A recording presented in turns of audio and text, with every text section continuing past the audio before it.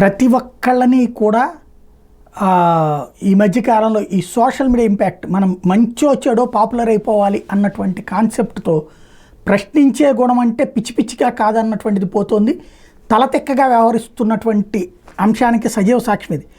బెంగళూరు విధాన సౌధ ముందు ద్విచక్ర వాహనంతో బుధవారం వచ్చిన యువకుడు ఒక్కసారిగా తన వాహనాన్ని నిప్పుపెట్టాడు.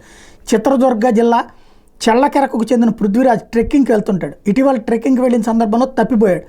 అతడి తల్లి పోలీస్ స్టేషన్కి వెళ్ళి కంప్లైంట్ ఇచ్చింది. పోలీసులు ఫిర్యాదు స్వీకరించలేదు. దాంతోపాటు తీవ్రంగా తనని దూషించారు అంటూ ట్రెక్కింగ్ నుంచి వచ్చిన పృథ్వీకి తల్లి చెప్పారు. దీంతో మొబైల్ వీడియో తీసుకుంటూనే తల్లిని వెంట పెట్టుకుని పృథ్వీ పోలీస్ స్టేషన్కి వెళ్ళాడు. తాను కనిపించలేదని తన తల్లి ఫిర్యాదు చేస్తే ఎందుకు తీసుకోలేదని పోలీసులను ప్రశ్నించాడు. దీంతో పోలీసులు ఆగ్రహంతో మొబైల్ లాక్కుని కూర్చోబెట్టారు. ఇందుకు సంబంధించిన వీడియోల తర్వాత సోషల్ మీడియాలో వైరల్ చేశాడు. ఆ తర్వాత పలు వీడియోలు పృథ్వీ పోస్ట్ చేశాడు. తన తల్లిని అవమానించి పోలీసులు దూషించారని, తనకు న్యాయం చేయాలని, లేని పక్షంలో ఉగ్రవాదిని అవుతానని ఓ వీడియోలో చెప్పుకున్నాడు. తాను ఎలక్ట్రికల్ ఇంజనీర్ అని, ఇండియన్ ఇన్స్టిట్యూట్ ఆఫ్ సైన్సెస్ మెట్రోలో 9 ఏళ్లు పనిచేశానని, బాంబులతో పేల్చేస్తానని ఆగ్రహం వ్యక్తం చేశాడు. మరో వీడియోలో విధాన సౌధను పేల్చేస్తానని చెప్పుకున్నాడు. ఇంతలో బుధవారం ఒక్కసారిగా విధాన సౌధ ముందుకు వచ్చి ద్విచక్ర వాహనాన్ని నిప్పుపెట్టాడు. కాసేపటికి వాహనం పూర్తిగా కాలిపోయింది. విధాన సౌధ పోలీసులు రంగంలోకి దిగి పృథ్వీని అదుపులో తీసుకున్నారు. ఇలాంటి తలతెక్కల యాదవులు రాబోయేటటువంటి రోజుల్లో చాలా ప్రమాదకరంగా తయారు కాబోతున్నారు సొసైటీకి.